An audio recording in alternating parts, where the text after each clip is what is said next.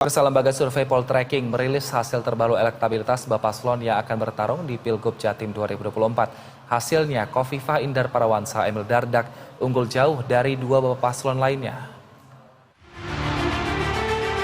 Pemilihan Gubernur Jawa Timur menjadi sorotan karena daerah ini merupakan daerah strategis dengan jumlah pemilih tetap kedua terbesar di Indonesia.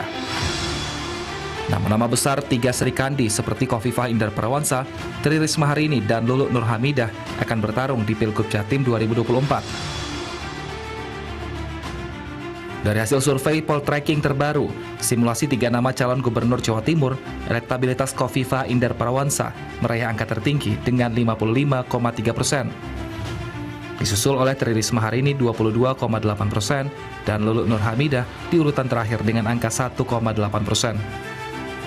Sementara elektabilitas calon wakil gubernur Jawa Timur dengan simulasi tiga nama tertinggi ditempati oleh Emil Dardak dengan perolehan 51,7%. Di urutan kedua ada Zahrul Azhar Asumta dengan angka 9,9% dan di urutan terakhir ada Lukmanul Hakim dengan angka 3,2%. Poltreking juga melaksanakan survei elektabilitas pasangan Cagup-Cawagup Jawa Timur. Hasilnya, elektabilitas pasangan Khofifah Emil tertinggi dengan perolehan 57,3%. Disusul oleh pasangan Risma Zahrul Azhar di angka 22,7% dan di urutan terakhir Luluk Nur Hamidah Lukmanul Hakim di angka 2,2%. Survei Poltreking digelar dengan periode 4 hingga 10 September 2024 dengan margin of error di angka kurang lebih 2,9%. Tim Liputan BTV.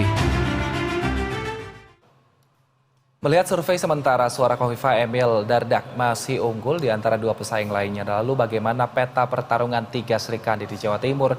Kita akan membahasnya bersama dengan Direktur Eksekutif Poltreking Indonesia, Hanta Yuda, tim pemenangan pasangan Khofifah Emil, Mahyan Jibril Alfarebi, dan juga M. Asari, juru bicara pasangan Luluk dan Lukmanul. Dari tim Risma kita sudah coba hubungi dan juga undang, namun hingga saat ini belum ada respon. Selamat sore, Bapak-Bapak. Selamat sore, Wilson. Selamat sore, Mas Jibril, Mas Ari. Baik, saya ke Bang Hanta terlebih dahulu. Bang Hanta, kira-kira apa yang membuat Khofifah Emil unggul sementara, bahkan angkanya cukup tinggi dibandingkan dengan dua pasangan yang lain? Ya, Wilson, survei ini kita lakukan terhadap 1.000 responden wawancara tatap muka. Tentu ada beberapa multifaktor yang menyebabkan tingginya elektabilitas Khofifah Emil. Satu, ada faktor incumbency. Faktor petahana, karena biasa petahana tentu memiliki keunggulan popularitas, lebih dikenal, kemudian sudah menjabat satu periode, dan ketika kita tanyakan juga alasan memilih itu kita dalami. Misalnya Risma karena faktor dianggap sebagai personalitinya tegas, misalnya Khofifah berpengalaman dan lain sebagainya begitu. Nah, itu faktor pertama, karena faktor incumbent. Yang kedua adalah faktor approval rating, tingkat kepuasan kinerja, tingkat kepuasan pemilih atau warga Jawa Timur kepada pasangan Khofifah Emil itu terbilang tinggi, yaitu angkanya 87%. Dan itu juga menyebabkan faktor tingginya elektabilitas incumbent biasanya. Dan itu berbanding lurus. Ketika kita bandingkan dengan beberapa provinsi yang lainnya, ketika tingkat approval rating atau tingkat kepuasan itu rendah, biasanya elektabilitas juga tidak terlalu tinggi. Nah, itu dari sisi petahana. Nah, kemudian kita lihat memang wajar dari sisi penantang, rumus elektoralnya memang kita tahu incumbent relatif lebih mungkin bisa turun ketimbang naik di masa-masa kampanye, meskipun tidak otomatis ya, itu peluang bagi para penantang. Jadi faktor-faktor itulah yang saya kira menyebabkan cukup kuatnya elektabilitas tanda petik ya incumbent di Jawa Timur, ditambah faktor NU karena Khofifah itu juga cukup kuat diasosiasikan bagian dari NU, meskipun kandidat lainnya juga beririsan ada kader NU yang juga terasosiasi cukup kuat.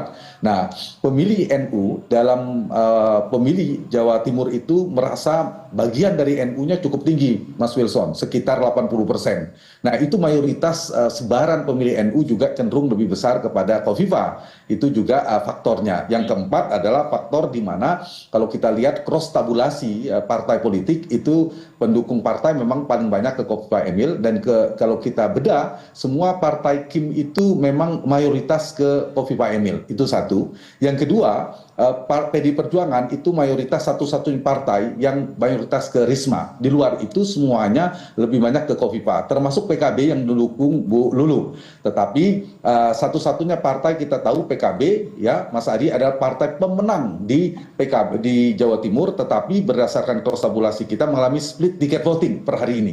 Lebih banyak memilih Kofifa ketimbang yang lainnya.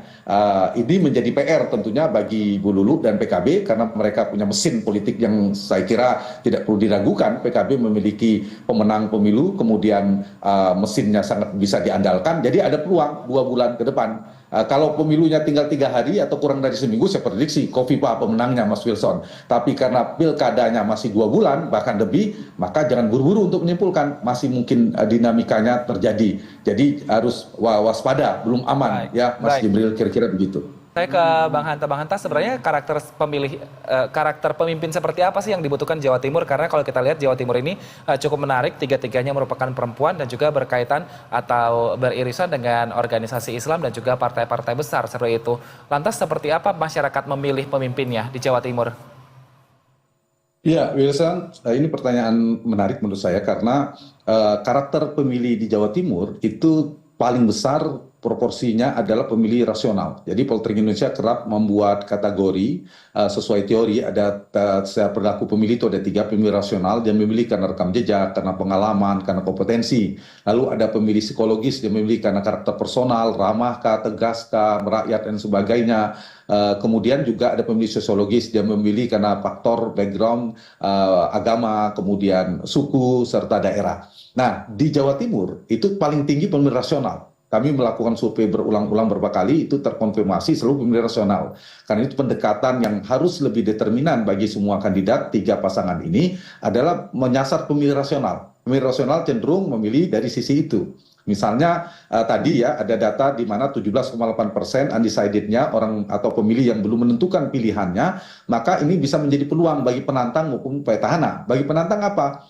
Berarti harus bagaimana mengupayakan menggerus tanda petik tingkat kepuasan kepada Kofifa Emil yang dianggap petahana yang apresiasinya cukup tinggi 87%. Nah, karena biasanya hubungannya berbanding lurus. Kalau turun dia akan turun juga elektabilitasnya. Nah, apakah timnya Mas Ari masih melakukan kemudian itu bisa menggerus? Tetapi bacaan ini bisa sebaliknya, bisa menjadi peluang bagi petahana seperti Kofifa Emil karena ternyata yang mengapresiasi positif kinerjanya jauh lebih tinggi daripada elektabilitasnya. Artinya masih ada orang yang puas kinerja Kofifa Emil tapi belum memilih. Artinya itu menjadi pangsa pasar yang strategis juga. Ini perebutan sama-sama di wilayah 17,8% ini sangat menentukan. Nah, hal yang lain, saya ingin menjawab pertanyaan tadi, karakter apa yang mereka pilih, ya kalau kami mendalami di survei memang dilihat dari basis pengalaman, kemudian kedekatan kepada masyarakat, apakah merakyat atau tidak, kinerjanya ketika menjadi, misalnya Kofifa ketika menjadi gubernur, Risma ketika menjadi wali kota, Bu Lulu ketika menjadi anggota DPR dan lain sebagainya, itu akan menjadi rekam jejak yang akan dinilai oleh publik untuk pemilih rasional. Nah, untuk yang faktor yang lainnya seperti terasosiasi dengan NU, ya bagaimana kedekatan dengan Kiai, NU kultural, struktural dan sebagainya, itu faktor-faktor yang mungkin akan mempengaruhi pergeseran istilah saya, Wilson, adalah dinamisatornya. Nah, seperti apa pergerakan respon pemilih? Ada 4 paling tidak faktor yang akan menentukan naik turunnya fluktuasi elektabilitas. Meskipun itu belum tentu fluktuasinya akan tinggi ya. Satu adalah bagaimana nanti kinerja sosialisasi dan kampanye masing-masing kandidat dan tim.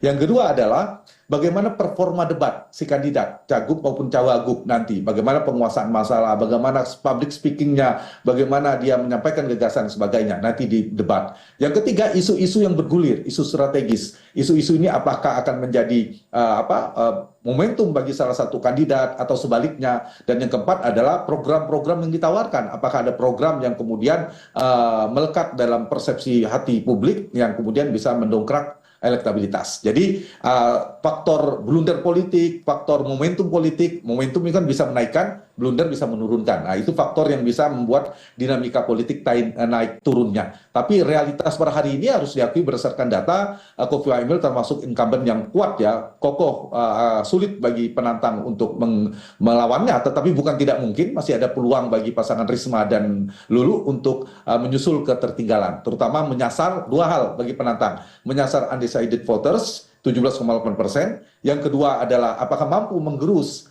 pemilih Kofifa, yaitu karena kinerjanya cukup baik tadi. Dan yang ketiga adalah ada waktu 2 bulanan untuk melakukan sosialisasi. Lain ceritanya kalau tinggal 1 minggu, begitu.